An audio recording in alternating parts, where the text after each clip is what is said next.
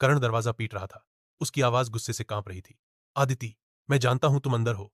दरवाजा खोलो, वरना मैं तोड़ दूंगा। आदिति की सांसें तेज हो गईं।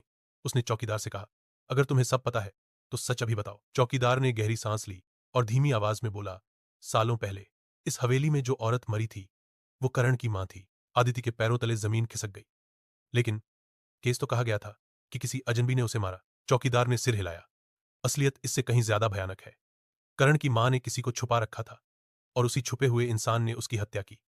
लेकिन पुलिस को कभी ये नाम पता नहीं चला क्योंकि करण ने सबूत मिटा दिए थे। करण की आवाज और करीब आ रही थी। आदिति, आखिरी बार कह रहा हूं, दरवाजा खोलो। चौकीदार ने फुसफुसाकर कहा, अगर तुमने करण पर यकीन किया तो तुम्हारा भी वही हाल होगा जो उसकी मां का हुआ था। अचानक दरवाजा जोर से टूट गया। करण सामने खड़ा था।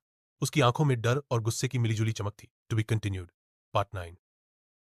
करण दरवाजा पीट रहा था। उसकी आवाज गुस्से से कांप रही थी। आदिति, मैं जानता हूं तुम अंदर हो। दरवाजा खोलो, वरना मैं तोड़ दूंगा। आदिति की सांसें तेज हो गईं।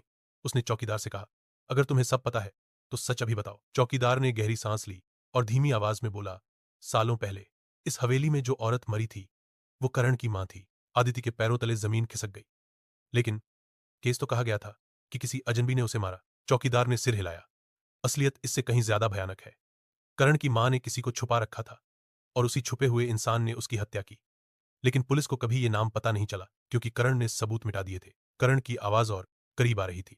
आदिति, आखिरी बार कह रहा हूं, दरवाजा खोलो। चौकीदार ने फुसफुसाकर कहा, अगर तुमने करण पर यकीन किया तो तुम्हारा भी वही हाल होगा जो उसकी मां का हुआ था। अचानक दरवाजा जोर से टूट गया।